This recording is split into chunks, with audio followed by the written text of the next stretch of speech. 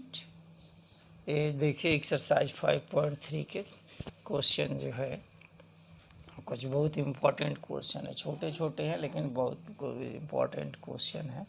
लिखा है ऐसे प्रथम 40 धन पूर्णांकों का योग ज्ञात कीजिए।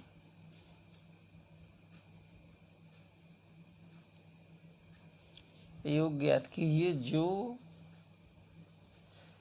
6 से विभाज्य है, 6 से विभाज्य है। सॉल्व सॉल्यूशन इसका देखें। देखिए 6 से विभाज्य संख्याएं क्या होती हैं, तो 6 से विभाज्य संख्याएं 40 लेना है तो पहला 6 होगा, दूसरा कितना होगा 12 होगा, फिर 18 होगा। इस तरह से कितने पद लेना है, 40 पद लेना है, 40 धन पूर्णांक लेना है। तो 6 से विभाज्य 40 धन पूर्णांक क्रमशः क्या होंगे, पहला होगा 6 कॉमा, दूसरा क्या होगा, दूसरा होगा 12 होगा, फिर 18 होगा, अच्छा चौका 24 होगा, लास्ट में ऐसे कितना जाना है 40 तक जाना है हमको। ठीक है, एन की वैल्यू तो इसमें क्या आप दे रहे हैं, ए क्या है प्रथम पद, तो प्रथम पद इक्वल टू कितना होगा, प्रथम पद ए इक्वल टू 6, सार्वांतर D equal to 12 minus 6 equal to 6 हो गया।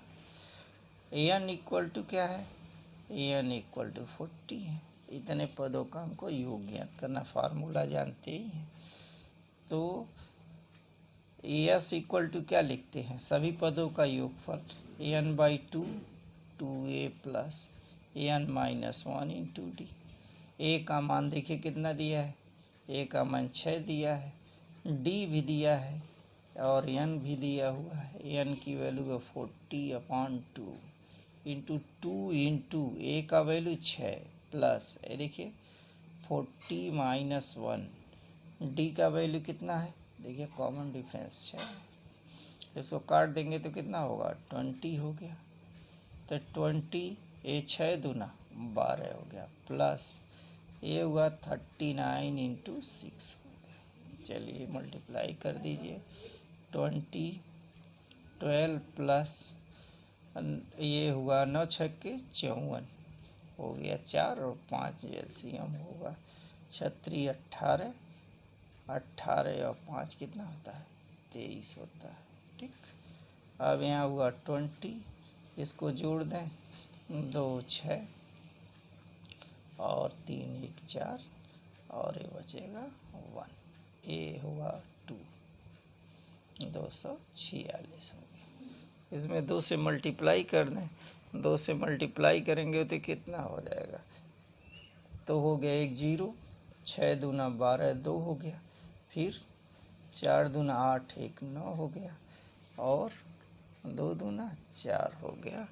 ये हुआ 49 20 यस की वैल्यू वाले। बात समझ में आ गई।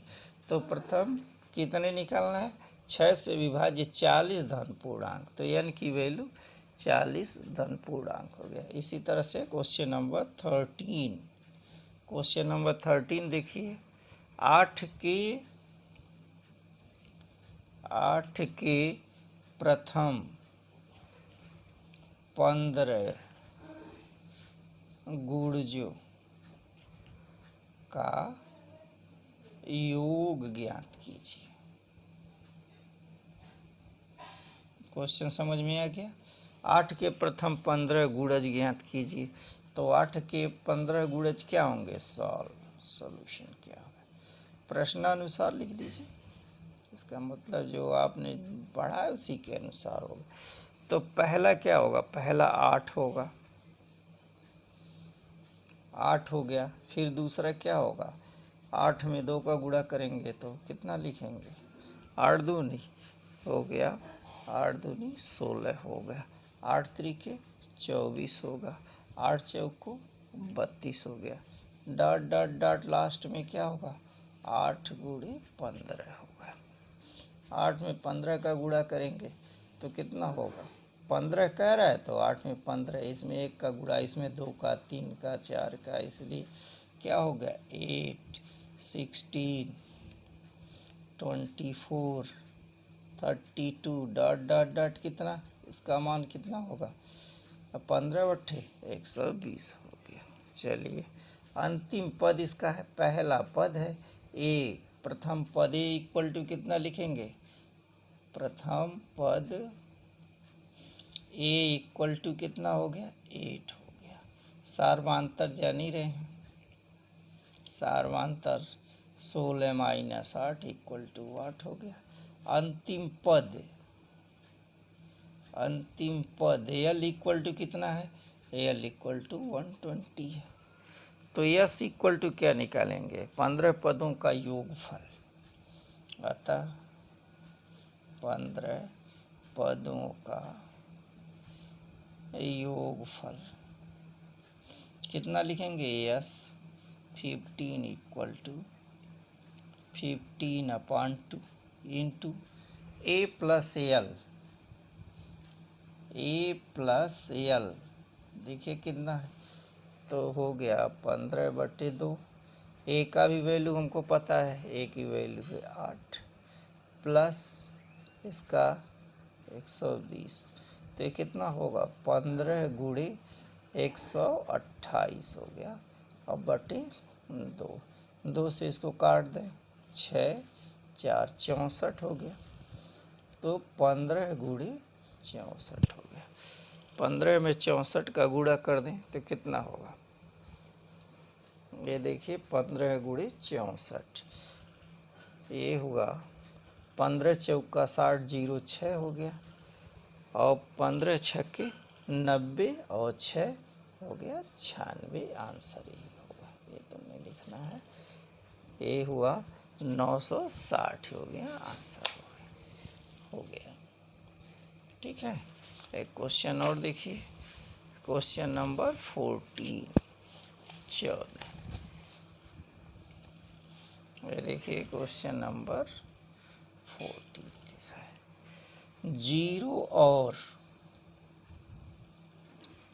0 और 50 के बीच की विषम संख्याओं का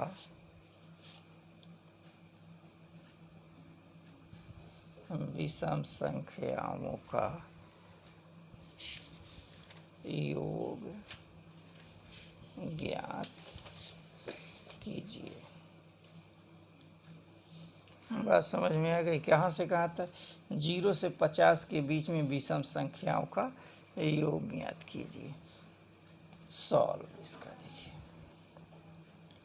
0 से बीच की, 0 और 50 के बीच विषम संख्याएं क्या होंगी, पहला होगा 1, फिर होगा 3, 5, 7 डॉट डॉट डॉट कितना 49, इसके लास्ट टर्म हो गए। तो यहाँ प्रथम पद क्या है, प्रथम पद ए की वैल्यू क्या है 1, डी की वैल्यू होगा 2, अंतिम पद दिया हुआ है ए एल की वैल्यू यहाँ दिया हुआ है। तो हमको सबसे पहले एन निकालना है, एन कितना होगा, तो क्या लिखते हैं formula, a n equal to a plus n minus 1 into d.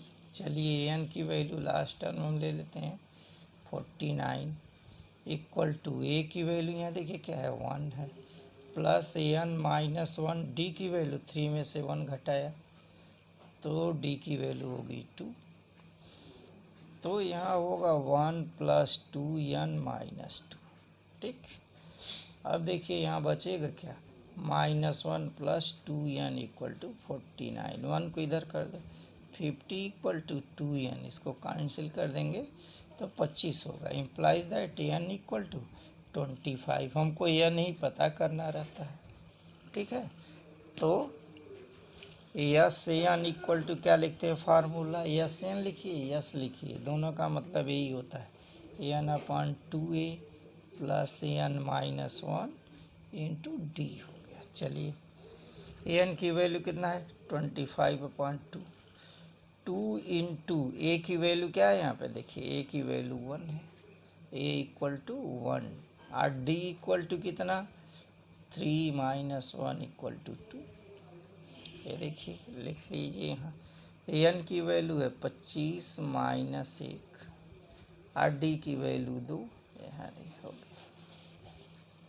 चलिए 25/2 यहाँ होगा 2 इंटू ए की वैल्यू 1 है, यहाँ 1 प्लस है, तो 2 में 1 का मल्टीप्लाई करेंगे तो 1 ही होगा, अरे 2 ही होगा, 2 प्लस ये हुआ 24 गुणे 2 इक्वल टू 25 अपॉन 2, यहाँ हुआ 2 और प्लस 24 दूना 48 है ना 48, और 48 में से 2 ऐड कर दिया, 2 जोड़ देंगे तो 50 हो गया।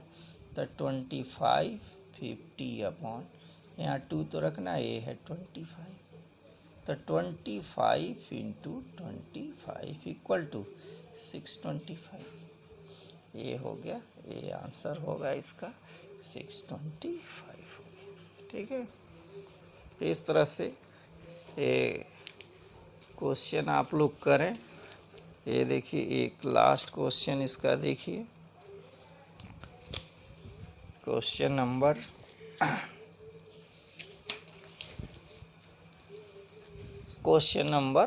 19। क्वेश्चन नंबर 19 यहाँ देखो लिखा हुआ है, क्वेश्चन हम पढ़ दे रहे हैं, इतना अब जो है वो लिखा नहीं जा सकता। कह रहा है लट्ठों का ढेर है, लट्ठों की संख्या, लट्ठों की संख्या कितनी है 200 है, ठीक है। तो ये देखिए लट्ठे कैसे बने, नीचे पहले रो में फर्स्ट रो में कह रहा है 19 लट्ठे, तो नीचे पंक्तियों में 20 लट्ठे हैं, अगली पंक्ति में 19 है, फिर क्या है 18 है। तो जैसे लेयर नहीं बनता है, फर्स्ट लेयर में 20 लट्ठे हैं नीचे वाले में, फिर क्या है ये देखिए लट्ठों का जो श्रेणी बनता है, तो हम क्या लिखेंगे, पहला ये चीज़ लिखेंगे, पहले में 20 लट्ठे हैं, उसके बाद वाले दूसरे रो में 19 हैं, उसके बाद वाले में 18 रो, इस तरह करते करते कितना है हमको मिलते हैं कि लट्ठों की ये पंक्तियों में रखा हुआ है। आई बात समझ में। तो पहला ए इक्वल टू कितना होगा 20 होगा, डी इक्वल टू कितना होगा, ए है 19 माइनस 20 इक्वल टू -1 हो गया, ठीक है। बात समझ रहे हैं। तो पहली पंक्ति में, ये पंक्ति है, पहली पंक्ति में कितना है 20 है, दूसरी पंक्ति में 19, तीसरी में 18, तो कुल संख्या कितनी है, लट्ठों की संख्या कितनी है, ये 200 है। तो एन इक्वल टू हो गया 200। फार्मूला जानते ही हैं, n equal to n/2 2a plus n-1 into d से। चलिए एन इक्वल टू कितना लिखा है 200 इक्वल टू एन, यहाँ पे देखिए एन, और दूसरा चीज़ क्या लिखा है इसमें, हमको एन फाइंड करना है, तो n/2 2 इंटू ए की वैल्यू क्या है 20 प्लस n-1, डी की वैल्यू क्या है यहाँ देखिए, डी की वैल्यू है -1 से। यहाँ से हमको क्या निकल जाएगा, हमको n निकालना है। तो आई बात समझ में। तो इसका कैसे आगे सॉल्व करें इसको, इसमें इसका मल्टीप्लाई कर देंगे तो कितना हो जाएगा 400 इक्वल टू n, यहाँ देखिए ये हुआ 40, यहाँ -1 में n का गुणा करेंगे तो कितना होगा, ये हो जाएगा -n हो गया, और -1 और -1 में तो ये हुआ +1 हो गया, इक्वल टू n, ये हुआ 40 और 41 -n।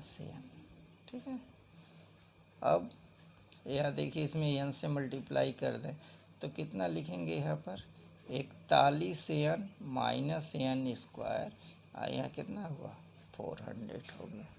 अब देखिए n स्क्वायर है, सबको n स्क्वायर माइनस नहीं चाहिए तो इधर करेंगे तो सब क्या होगा, प्लस हो जाएगा, तो होगा n स्क्वायर -41 n, और ये तो 400 अपनी जगह पे है ही है, तो 400 इक्वल टू 0। ये देखिए 41 है तो इसका फैक्टर कितना हो जाएगा, ये होगा 25 और 16, 25 और 16 जोड़ते हैं तो कितना होता है 41 होगा, और 25 में अगर 16 से मल्टीप्लाई करेंगे 25 और 8 200 होता है, तो क्या लिखेंगे n -25n -16n plus 400 equal to 0, n common ले लिया, n -25 -16 common, n -25 equal to 0। अब यहीं देख लीजिए पेज को, तो n -16 और n -25 इक्वल टू 0 हो गया ना। अब देखिए n के वैल्यू पंक्तियों में क्या होगा, n का मान यही दिया है, तो या तो 25 होंगे या तो 16 होंगे। आई बात समझ में, तो इसको हम चेक कर लेते हैं कि कौन सा आंसर सही होगा। आई बात समझ में, तो n इक्वल टू 16 और नहीं तो कितना होगा 25 होगा। देखिए यहाँ से इसका वैल्यू n इक्वल टू 25, दोनों में से कोई एक होगा, तो हम पहले 16 रख के चेक कर लेते हैं। यहाँ देखिए फार्मूले में दिखाया है ना, तो पहले हम क्या करें, n की वैल्यू कितना रख लेते हैं, 16 रखते हैं। तो फार्मूला an इक्वल टू क्या होता है, an equal to a plus n -1 into d। चलिए इसमें n का वैल्यू, a का मान तो जानते ही हैं, a का मान कितना है, यहाँ a का मान है, पहली में a का वैल्यू कितना यहाँ पर दिया है 20 दिया है, प्लस n की वैल्यू 16 -1, और d की वैल्यू क्या निकाले हैं -1 निकाले हैं, -1, तो ये हुआ 20, और ये कितना लेंगे, यहाँ होगा 15, एक गुणा कर देंगे तो -15 इक्वल टू कितना होगा 5 होगा, +5 हो गया। आई बात समझ में।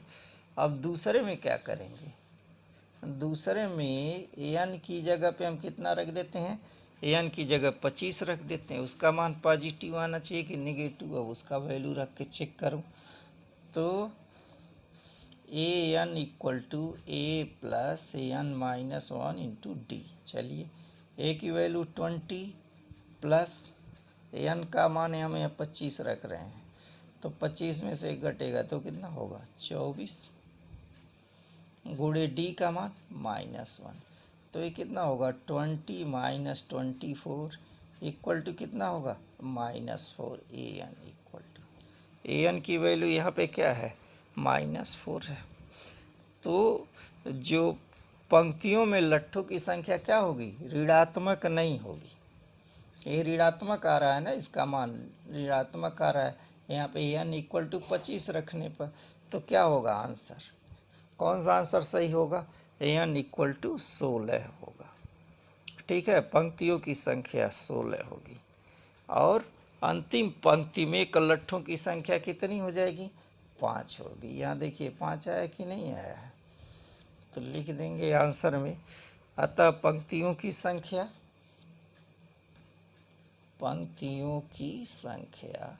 इक्वल टू 16, और अंतिम में दोनों चीज़ पूछ रहा है क्वेश्चन में, और अंतिम पंक्ति में लट्ठों की संख्या, अंतिम पंक्ति में लट्ठों की संख्या इक्वल टू कितना होगा, 5 होगा। सही है। तो ये क्वेश्चन है, क्वेश्चन बड़ा है, थोड़ा सा इसको ध्यान से देखेंगे। क्वेश्चन समझ लीजिए कि पंक्ति में लट्ठे रखे हुए हैं और लट्ठों की संख्या 200 दिया है, तो कह रहा है कितने रो बनेंगे और अंतिम रो में कितने क्या है, कितने लट्ठे होंगे। तो इस तरह से ये क्वेश्चन सॉल्व हो गया। अब हम इसको बंद करते हैं। अब हम जो है कल से हम पहला चैप्टर पढ़ाएंगे, वास्तविक संख्याएं नहीं पढ़ाया है, उसको छोड़ दिया था। हम कहे चलो उसके बाद से हम पढ़ाएंगे। अगला जो ऐच्छिक दिया हुआ है वो आप खुद करें, और किसी में डाउट है तो वो क्वेश्चन पूछें। Okay student, thank you.